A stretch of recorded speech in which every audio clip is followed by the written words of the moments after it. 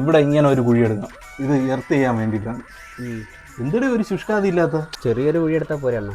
അതാകുമ്പോൾ നമുക്ക് കമ്പി അടിച്ച് താത്താ പോരെ. ഒരുമാതിരി അലിമ്പ് വേല കാണിക്കാൻ അങ്ങോട്ട് കുഴി ഇറങ്ങി. ഒരടിയോ രണ്ടടിയോ? രണ്ടടിയൊന്നല്ല, ഒരു 3 അടി കുഴി. ഇത്തിരി നല്ല വലുതായിട്ട് എടുക്കണം. പറഞ്ഞ കേട്ടോ. ചേച്ചിയുടെ അടുത്ത് പറഞ്ഞിട്ട് കരിയും ഉപ്പൊക്കെ വാങ്ങിക്കാൻ പറ. പെട്ടെന്നാവട്ട്. പോ എന്തെങ്കിലും ചെയ്യണേ. നീ കുഴിയറേ. കരി പിടിക്കണ്ടേ? ഞാൻ വാങ്ങിക്കാം. എന്നാ വാ കുഴിയ. ഞാനും വരാം. നീ അങ്ങോട്ട് മാറിയില്ലേ?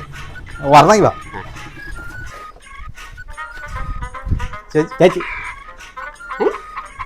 അനിയത്തിയാണോ? ചേച്ചി അതെ, കരി ഉപ്പൊക്കെ വാങ്ങിച്ചായിരുന്നു. നമുക്ക് ഈ എർത്ത് ചെയ്യണേനെ കരി ഉപ്പൊക്കെ വേണം ചേച്ചി. കരി ഉപ്പൊക്കെ എന്തിനാടെ? അതൊക്കെ വേണോ? അതൊക്കെ വേണം ചേച്ചി. പിന്നെ ഇവർക്കൊന്നും അറിയത്തില്ലെന്ന് തോന്നുന്നു. നമുക്ക് പഴയ പണി എടുത്താലോ ചേച്ചി? അത് അല്ലെങ്കിൽ വീടിന് ഭയങ്കര ദോഷമാണ് ചേച്ചി. ആണോ? പിന്നെ ഭയങ്കര ദോഷമാണ്. നമ്മുടെ ആ ജംഗ്ഷനിൽ ഇരിക്കുന്ന വീട് കത്തിപ്പോയ എങ്ങനെയാണ്? ഇതുപോലെ ആവാഹിച്ച് തറയിൽ തറയ്ക്കാതെയൊക്കെയാണ് അത് കത്തിപ്പോയത്. ആ വീട്ടുകാരൻ മരിച്ചാ. അതൊക്കെ എങ്ങനെയാണ്? ഇത് ചെയ്യാത്തതുകൊണ്ടാണ്. നമ്മൾ ചെയ്യണമെന്ന് വെച്ച് കഴിഞ്ഞാൽ ഇത്തിരി പൈസ കൂടിയായാലും നമ്മൾ ആവാഹിച്ച് തറയിൽ കൊണ്ടുവന്ന് ഇറക്കും. ചേച്ചി പൈസ എന്നാൽ നമ്മളത് ചെയ്തു തരാം. നിങ്ങൾക്ക് കുടുംബത്തിനൊന്നും ഒരു ദോഷം വരില്ല. ആണോ? ചേച്ചി ഒരു പുഴിയ മുട്ട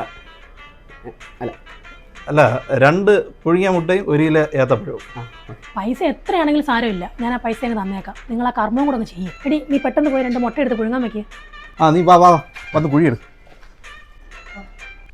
അത് കിട്ടൂല.